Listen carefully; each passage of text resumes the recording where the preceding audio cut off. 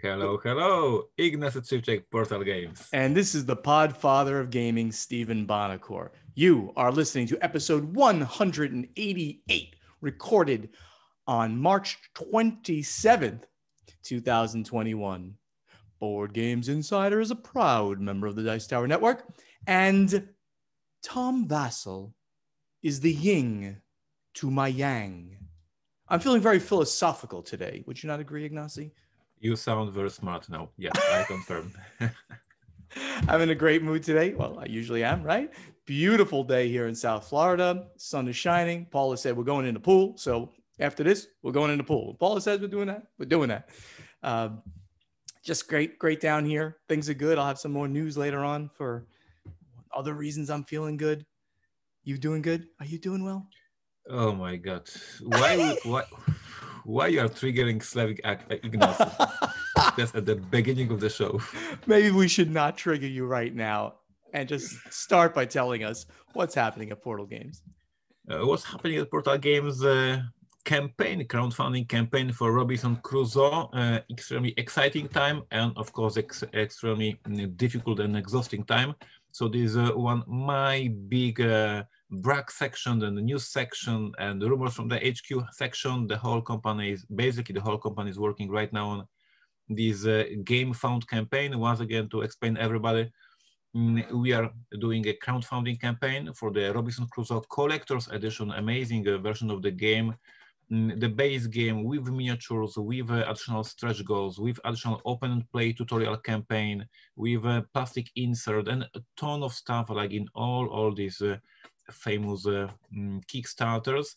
And of course, I'm so many times using the word that we are Kickstarter, or we are Kickstartering it, because for years Kickstarter was the only option. So we were using this verb, these words to explain that somebody is on the crowdfunding platform. Of course, we are not Kickstarting it, we are game founding it on this other platform. We are doing amazing as for now. So this is my news of the week and this is my brag of the week. The opening is extremely nice and I'm very humbled. But what's happening at the campaign, we are closing to 7,000 backers and every day we have new backers. And that means every day we have a ton, of course, of questions and issues to deal with and clarifications to make to keep the mood a little bit light, as always with my comments. I'm always balancing between being skeptical and whining and being funny. On the one of the updates, I said that we will have a dozen of stretch goals. Then I learned that dozen in English means exactly 12. While I thought it is like a bunch of. So then my whole marketing team had to clarify everything on Board Game Geek forums. Are you serious? I'm serious. That is for so me, you just thought a dozen was a general word for like several. A few, a bunch. Yeah. So no, I that said means we will 12. Oh my God, that is the funniest thing I'm going to hear all day. That's awesome, dude. My marketing team had to clarify everything on Board Game Geek forums. And I had to post another update clarifying that I'm moron. So yes, things happening. I love you, buddy. I love you. So yes, Robinson Crusoe basically going strong. And on a serious note, if you heard me for all these years talking about this Robinson Crusoe game, if you heard Steven talking about him playing Robinson Crusoe, this might be the moment to try to get this game. Finally, it has this open and playing campaign. This is the breaking point, in my opinion, 4 scenarios campaign that is tutorial, and it teaches you how to play the game. The first scenario, you will learn how to explore, then you will learn how to gather, then you will learn how to build, and slowly you will get into the game. So check it out, it's going amazing, and I'm very proud of what we did here. So yes, this is my whole news section today, Robinson Crusoe Collector's Edition. It's amazing. That's awesome update on every level, Ignacy. Over at the Podfather of Gaming, I'll mention again about the Facebook group. It's been real active and just fun, and that's all we have there. So if you get a chance, check out the Podfather of Gaming group, which you can join the group and then get in on the conversation. And of course, a lot of the stuff we do there are pictures that are posted that come out of the happy hour that we do every Thursday at 7 p.m. Eastern and Sunday at 4 p.m. Eastern. And we would love for you, of course, to join that as well. Little news of the week kind of stuff. I mentioned last week also that I got a gift from a friend and game designer, Alan Ernston, Dry Gulch Junction. I'm holding it up now for people watching on YouTube could see it. No longer in print. Alan is most noted for Tawan Tin Suyu. Oh, I think I got it almost correctly there. Almost. From 2004, Tawan Tin Suyu. He's a really great guy, and he hangs out on the happy hour quite a bit, and he sends out gifts to people once in a while from some of his games that he's got hanging around for a while. So thank you, Alan, and the reason to come and join the happy hour. Maybe he'll send you something. You never know. But I also got, and I can't show this one because it's huge, I got a gift from Table Toppers. Now, Ignacy, do you know what Table Toppers is? Yes, we do. We do have it. We do have one in the office because we were doing them for our Essen booth. So it's amazing item. Right. So Berkey, Kevin Berkersheimer, we just calls him Berkey because his last name is too long. So Berkey, who's an awesome guy. He's like the Bonacor of Texas. He's like just loud and fun, and he hawks his Table Toppers, which are these big game tables, but they're just the top of the table. So you could take it in various formats, round ones or octagonal, say, and square ones, whatever, and you put it on top of the table so that you can then use it, built-in, like the built-in game tables. So he doesn't sell the full table. He sells the top that you put on your current table, and it works great. But he also sells gaming mats that you could put inside of those table toppers or just place on top of a big table. So he sent me one out of nowhere. I did him a little favor by introducing him to somebody. I do that because I love people. And of course I'm going to do things like that for friends.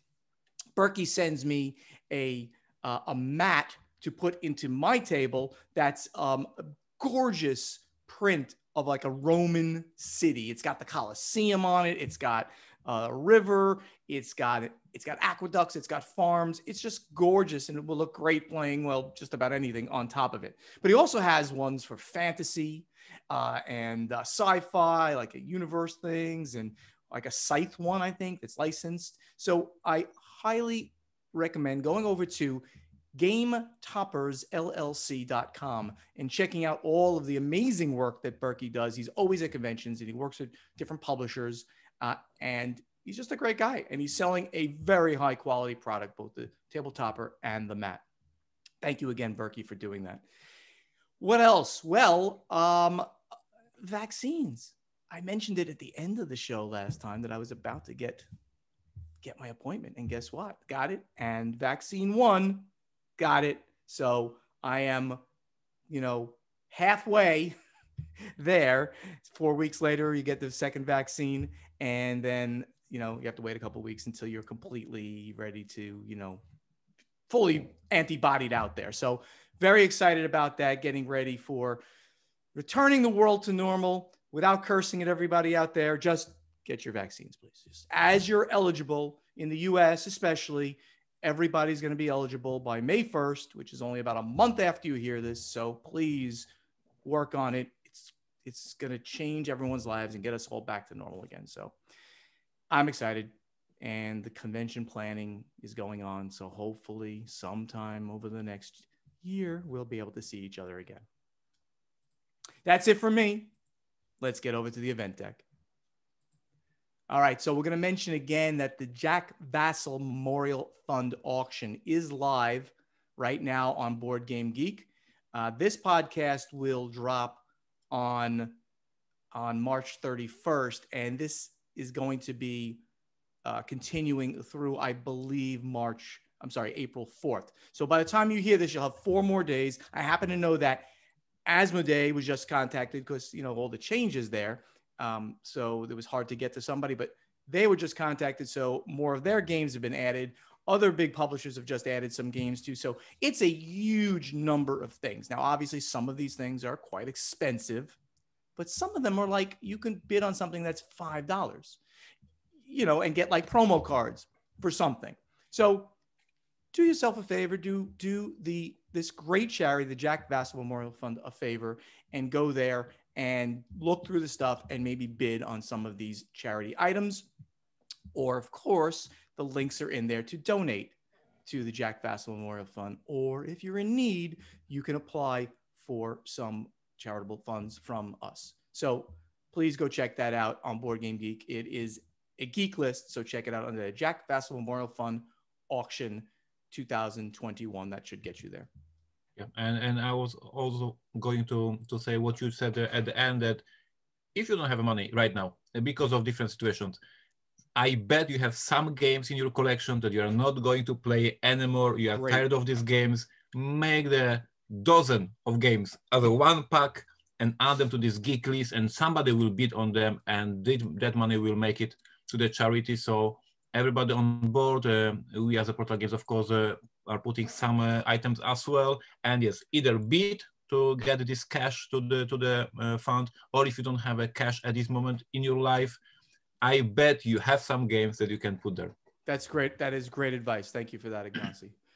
The UK Game Expo and other cons struggling. So why don't you take this one? You added this to our show notes and explain what's going on. I see the article here, but you probably have most of this in your head already. Yeah, so this is another newsletter from UK Game Expo team. They send out to all publishers.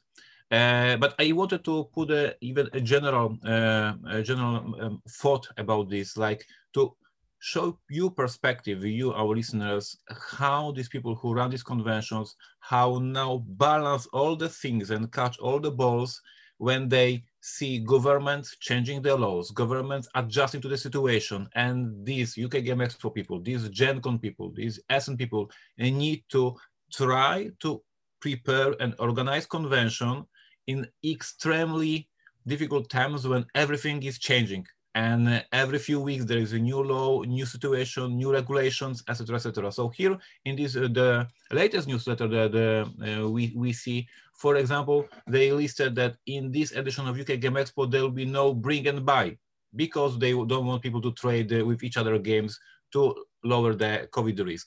There will be less publishers in the trade hall.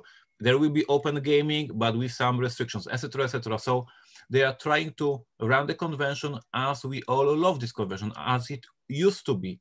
But then they are putting all these small regulations, how these conventions will change, etc. And then you have all the things that we forget when you think about convention, but all the accommodation. They need to discuss with the hotels. Will hotels be open at some changes in the rules, etc., etc. So I wanted to give a shout out to all the people who are running conventions or trying to start running these conventions, how much work, stress, and pressure for them there is to catch up with all the changes, as we can report every other week new things that happened due to COVID. Yeah, and not only, right, it's just an amazing amount of issues that a convention, which is not easy to run to begin with, has to now deal with. They've got to move dates. They've got to figure out what dates to put them on that are even available, right? They've got to now do different regulations, restrictions, maybe temperature checks, maybe mandating masks, vaccines. There's so many more to do. So there were some complaints about Gen Con moving its dates. Guys, I mean, sure, it's not going to be convenient for certain groups. I mean, obvious one is teachers. It was also on the Jewish high holy days. It's going to be problematic here for the next year still, right? But we all have to work together getting this back and running again.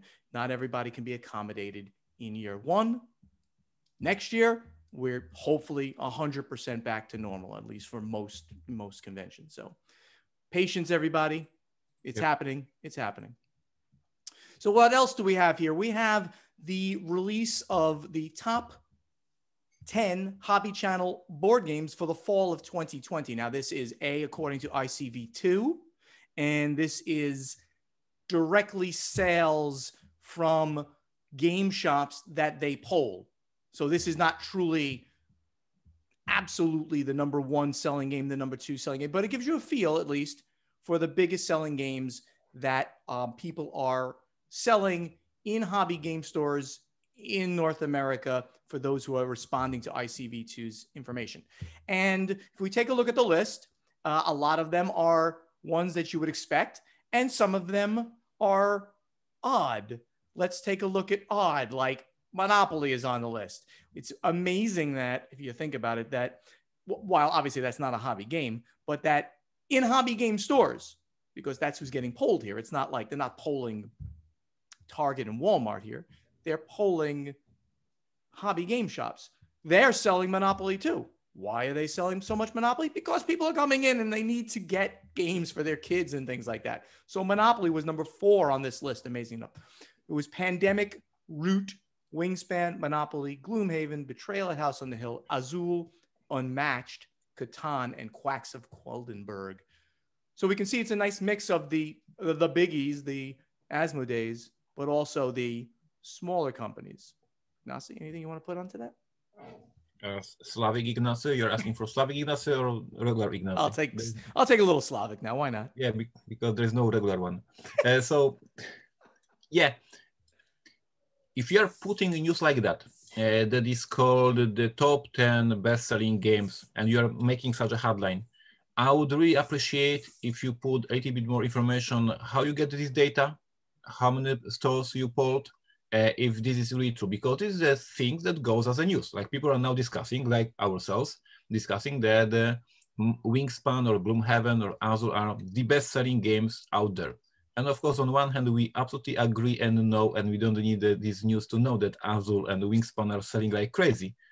But of course, I'm asking the questions, if really Quacks of Quedlinburg, which is an amazing game and have it in my collection, I strongly recommend, but I really wonder if this is really 10 best-selling game in Q4 in America. So on one hand, it is great to have such a news. It's great that we can discuss it. But you said this is some choices are odd. Yes. So yes, I have a following question. So, how many stores took part in these statistics? So why don't we, one of us, or somebody who's listening to our voice, or many of you, write to news@icv2.com. That is how you send them news or talk to ICV2. Write to them and say, hey, I saw your top 10 hobby channel board games. And can you let people know in your article how many retailers have been polled here to get this data and what types of retailers? Then that would tell you, and you're 100% right. It does not at all give you this information. And it should be in there. You're right, because since we're talking about it, gamers are hearing it, they're going to want to know. So it's news@icv2.com. Very nice people there. Maybe I'll write to them too, but they hear from me when I give them news occasionally. Maybe some people out there should ask them why, what number of retailers have been polled to give us this information and what kind. And don't tell them that we ask you to do that. Don't say that Bonacor and Chevy Check sent you. Do not say that. I don't want them mad at me. But it's a great question, right? All right. So we also have the top 10 hobby channel card and dice games. So they separate that, which is kind of cool. So we get some more data. Same question. You can ask them the same question. How many retailers have been polled for the top 10 hobby channel card and dice games? And here we have a lot of things you would know. Code names, Exploding Kittens, Taco Cat Goat Cheese Pizza. Really? Do I know this game? Dolphin Hat Games? I don't think so. I see this game, Coup by Indie Boards and Cards. I like seeing that. Century, Marvel Champions, Uno. Okay. D&D's Great Dalmoody, Werewolf, great, and Unstable Unicorns. Again, they're an interesting list. This list is very much not dominated by big players. A little bit on big and lots on smaller ones. It's great. Good to talk about. How reliable is the data? And if I can make a point here for all our listeners who listened to our previous podcast, on both of the list, we see a Plan B game. There was Azul on the top board games selling, and there is a Century on the top card games selling. We mentioned last week that Plan B has some good sellers. Yes, they do. And they have been purchased by Asmodee. Thank you, Ignacy, for pointing that out again.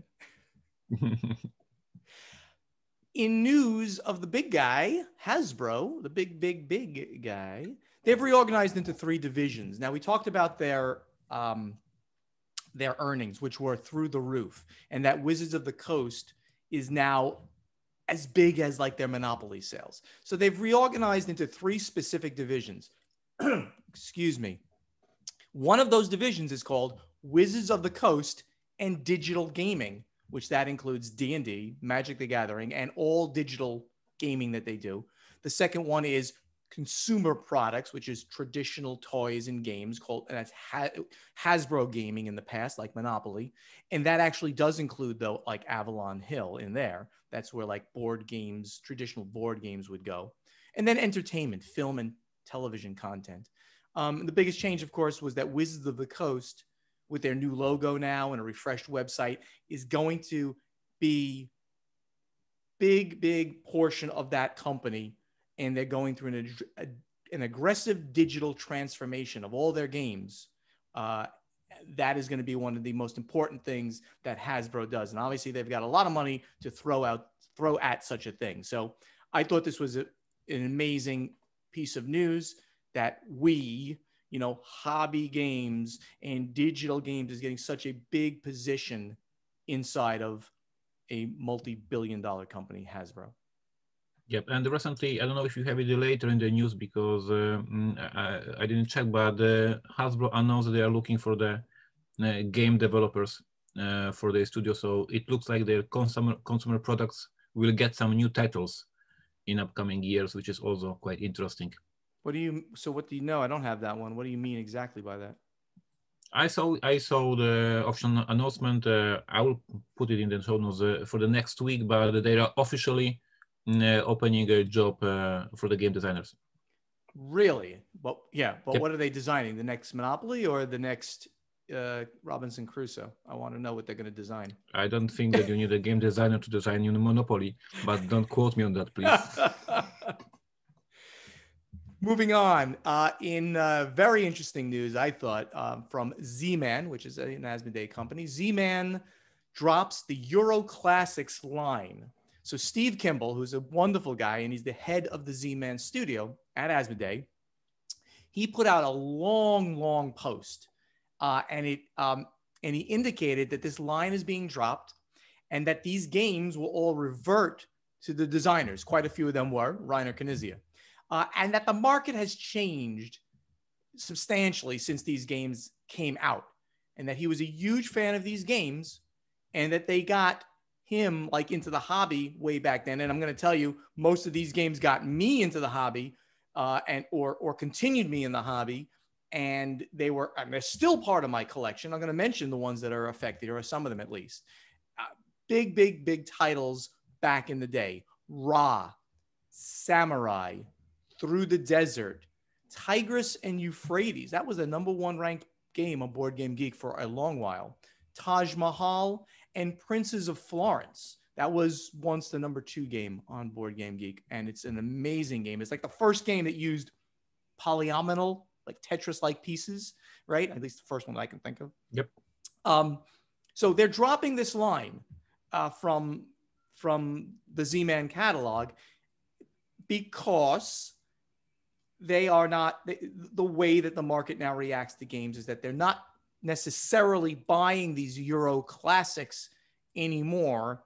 They may be, and maybe if ZMan Games was selling 5,000 units a year, maybe 2,000 or something, maybe they probably weren't selling 5, but let's just say they were selling a few thousand units a year.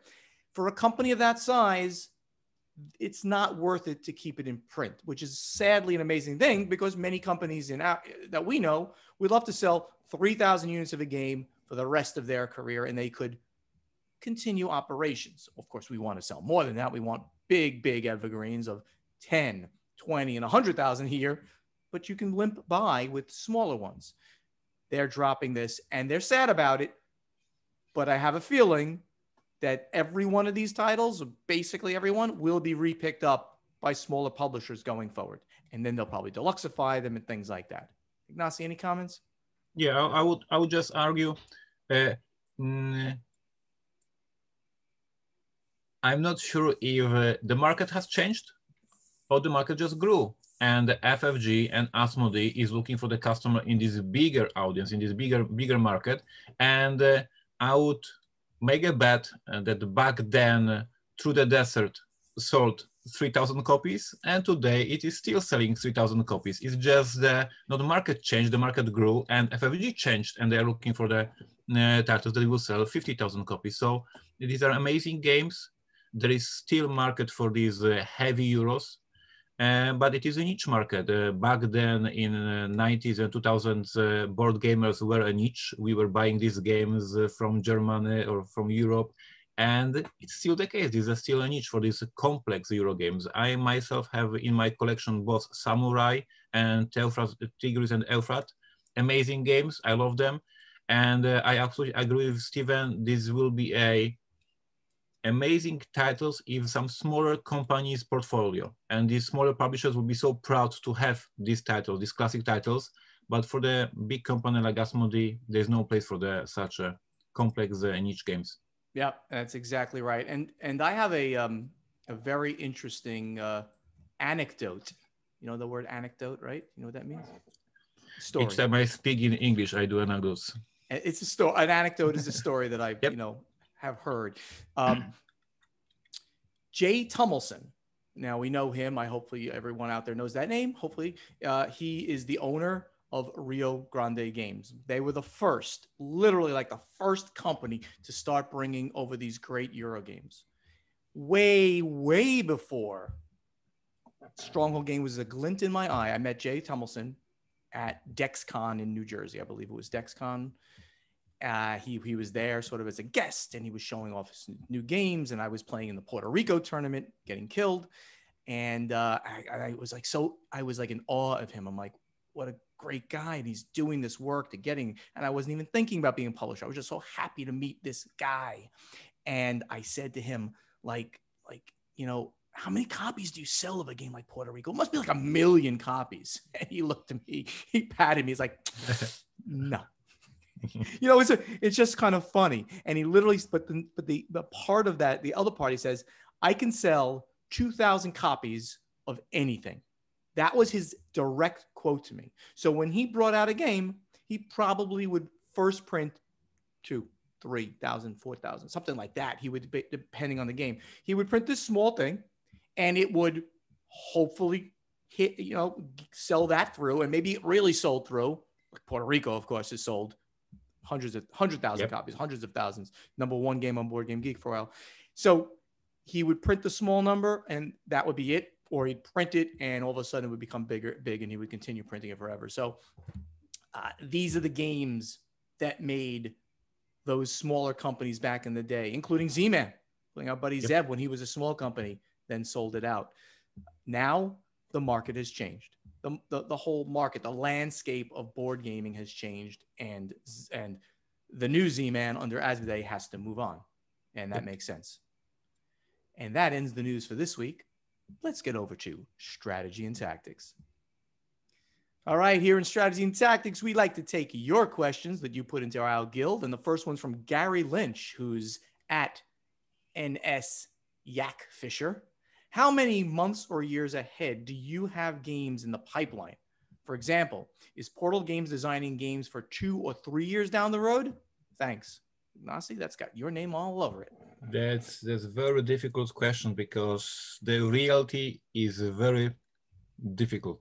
Yes, we would love to have games 1 or 2 years ahead, but it is always super difficult. We are always catching up. We are always having a last moment print. So as we discussed even in this very podcast, when I was showing a prototype of a Dune to the camera that I'm finishing the files for the Dune House Secrets, and the game will be released this fall season. So not much of me being prepared ahead of the release.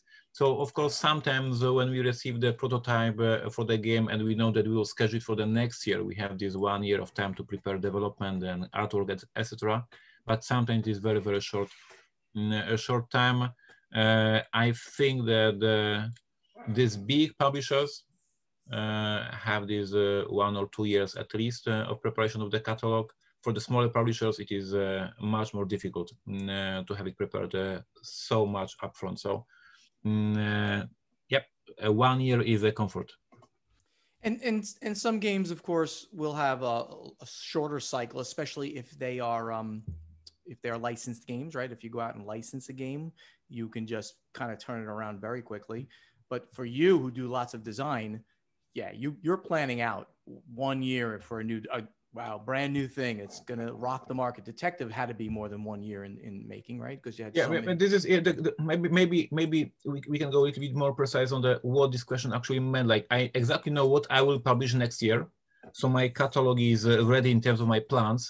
But these games are far not ready yet. Like, I know that I will be designing them, developing them this year. So in terms of the plans, I know about a year, maybe year and a half upfront. But in terms of the ready files, oh no, we are still playtesting, finishing, developing until the last moment. There you go. David Farrington, who's at Faza Factory, he says, "Hey, Ignacy Chevicek and Stephen Bonacore," and he spelt those names right, amazingly enough. He probably looked it up. First post on Board Game Geek and loving your podcast. Thank you, David. Question: what areas do you consider currently are emerging markets for board game industry? Asia, Australia, which ones?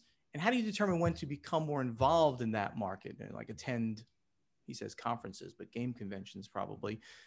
Ignacy, it's an interesting question because obviously it changes year to year. I mean, I think South Africa is actually a very big emerging market. We've been selling, Stronghold started selling more and more there.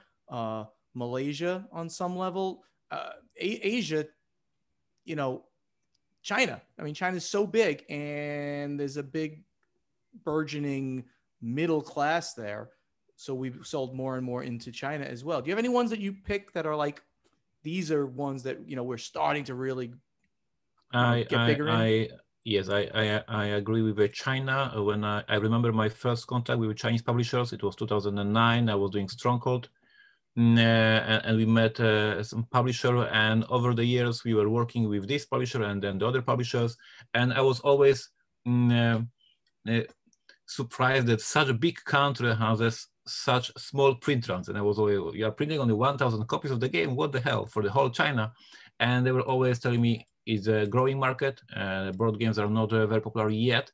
And now over these few years, I can absolutely confirm that these print runs are much higher than at the very beginning. These publishers are printing more and more. And although I haven't been in China, I must say that apparently this market is growing there very, very fast. We know, we covered this news a few months back. There is ZMan Asia, the whole department in this region dedicated for growing the board gaming scene in this region. And ZMan Asia is facilitating conventions, facilitating game libraries. Like, they are doing a lot of work in this region to grow the market. So I think that in upcoming years, we can see a ton of new gamers from this region. He continues to say, how do you determine when to become involved in that market, specifically, you know, to attend a game show? And I think that is just very hard. You know, no matter where in these smaller markets, the distances involved and the logistics to get games there are just so hard. And he goes on to talk about the fact that he's in Australia and how hard it is, you know, there. Not many big publishers come down there. And what was it, David, right? David, it's all about the distance. If Australia was off the coast of Florida or in Europe, we would be invading it every year, right? We would come every year because it's an English-speaking country. Board games, that's the default language, the biggest language. The fact that it's so far away and it's so hard to get product there, and you know, all of these things, that's simply the reason. But anecdote again, ZMan Games under Zev, he believed that the reason that his games were really big in Australia was because he went there 1 year or a couple of years, I forgot which one, and he promoted his games personally at one of the larger conventions there. I was hoping to get down there at some point, but of course then the sale and the retirement occurred, so it didn't quite happen. But you do get some bigger conventions, and we do work with some conventions down there to help promote our games, but we haven't been able to get down there, sadly. I fully agree with Zev, and he's absolutely right. And I mentioned this a couple of years ago in this podcast. If you go to the small convention or if you go to the new market and nobody cared to go there, you are the star of this convention. You are the person who came there to promote board games, and it's so good for you, for your brand, for your perception, and people will love that you made the effort to go there. So I absolutely agree. Back then, when I was a small publisher in Poland, I was visiting all these small cons, and it was so good for my brand because people appreciated that I had the time to visit this small convention, this small thing. So if Zev went to Australia to promote ZMan games, it was a very smart decision. I myself was invited for a couple of conventions in these emerging regions, and I was always saying no because I'm afraid of flying, and this is very bad for my branding, for my PR, and for my marketing. But if I'm not afraid of flying, I would definitely go to China, I would go to Australia, I would go to Russia, because it's a great way to promote your company. All very good words. I like this question. This next one from Kevin Wardener, who's at Jerkulus, and I love his name. In a recent episode, you mentioned Stephen Colbert talking about the game Survive on his show, with myself joking, I'd be happy to go on his show. Hypothetically, if someone from the board game industry media were to go on a talk show, who do you think would be the best representative to do so? A designer, a publisher, a reviewer? Well, Kevin, obviously the best person to go on the Stephen Colbert show would be Stephen Bonacore, without a doubt. Come on. Don't you think I'd be better than Tom Vassell? Well, Tom would be pretty good too. He's very good in front of the camera. But I'd like to put myself at least in the running as being pretty good for this. Ignacy, anybody else that you think would make a great representative for us? So first, I must agree that you would be a good Thank you, sir. pick. Thank you, sir. Stephen Colbert absolutely loves Lord of the Rings. He's known for being a geek for that. He's a geek for Lord of the Rings. So you would have a great topics to discuss. And with your attitude and your energy, you will be a great person to promote our hobby. Thank you, sir. If we know that you are on retirement and we cannot ask you to promote our hobby, and you would have to refuse us begging you to promote our hobby, I would vote for Eric Lang. I would vote for Eric Lang because, once again, he's entertaining, he's smart, he's charming, and he would be a great, once again, promoter for our hobby. So I would go for even Eric as a designer, as a super talented designer who is a geek as well, and he can talk so many interesting topics. Or I would really go for you, really entertaining person who can promote the hobby. I'm more entertaining than Eric Lang. I'm better looking than Eric Lang. I'm a better spokesperson than Eric Lang. Okay, he's a designer. That's cool. But I was a publisher. I'm the best spokesperson. Okay, I love Eric Lang too. Would you like to change our question for the fans if they want to vote? If yes. Oh, that's a great one. Yeah, could I change it? We'll use the other one. Yeah, absolutely. I love. Thank you so much for giving us this question, Kevin, because we're going to now use it in playtesting in just a minute after our next question we take from the fans. Adrian Dong, who's at AdrianNed1, for Ignacy, the Polish language. In the Polish language, how is Amazon River pronounced? Please say that South American river for us. In Polish, it is Amazonka. So Amazonka. You can say Amazon. So it's Amazon. Yeah, but the problem is with I stressed the wrong syllable, right? Because I said Amazon, and I should say Amazon, and I say Amazon. No, but you say Amazon. You kept saying Amazon. Because it's amazing, but here they are. Polish, in Polish, it is called Amazonka. So here's the bottom line here, Adrian, is that we have no idea why Ignacy cannot speak the word Amazon correctly. There is a dozen reasons for that. All right. So we will now go to playtesting segment. Thanks, everybody. All right, in the playtesting segment, we've already told you what the question is going to be. I won't type it. I'll type it at the end. Who would be the best person to be the spokesperson for the hobby if they were to go on a show like the Stephen Colbert Show? And you can name anybody you like, but obviously it should be somebody in the hobby, a publisher, a designer, a reviewer. Who do you think would be the best person to appear to talk about the board game hobby on the Stephen Colbert Show? And Ignacy? when I think more and more, I'm so sorry to say that, but you are really a great choice for that. You could promote yourself with your career on Wall Street or whatever you were doing, this boring business stuff, and look good in the camera. You could discuss some wines or beer, and in the meantime promote board games. So maybe you're even better than Eric Lang. I can't believe I'm saying that, but it may be true. This is great. Okay, I have now placed that in the show notes for Ignacy, who is now going to go for Board Game Geek. Yep. He's now going to go. Ignacy's going to create a thread right now in our guild on Board Game Geek with this question: who would be the best person to appear on the Stephen Colbert Show to discuss and promote the hobby game industry? Please let us know what your opinion is there. This is going to be a fun one, I think. Everybody, thank you. Let's get to the final scoring. Thank you so much for listening. Help us spread the word about this podcast by telling your friends to download Board Games Insider wherever they like to get their podcasts. To ask us questions for our strategy and tactics segment, you must post them in the correct thread in our guild on Board Game Geek. To answer our question to you from our playtesting segment, which is awesome, also go to our guild on Board Game Geek and look for the thread with this episode's question. Board Games Insider has a Facebook page, so please like us on Facebook. Also on Facebook, please like Ignacy's page and Steven's page /Portal Publishing and /Podfather Gaming. Our websites are portalgames.pl, portalgamesus.com, and podfathergaming.com. Go there, sign up for the newsletters, get up-to-the-minute information on what's happening at Portal Games and with the Podfather.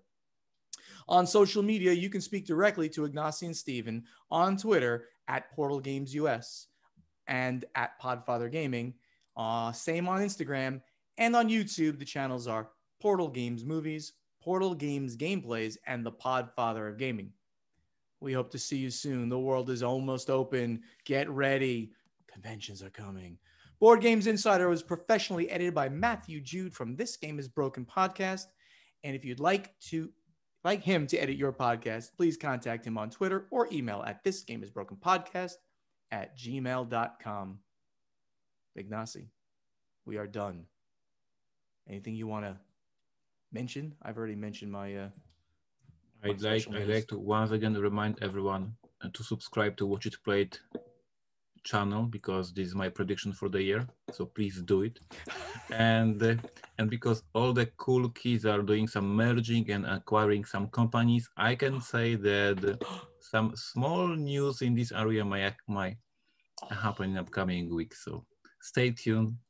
No. Oh, this could be really good. I'm excited to hear this, and I don't know it, guys. This is great. All right, everybody. Thank you for listening. We'll see you next week. Absolutely. Bye-bye. Take care.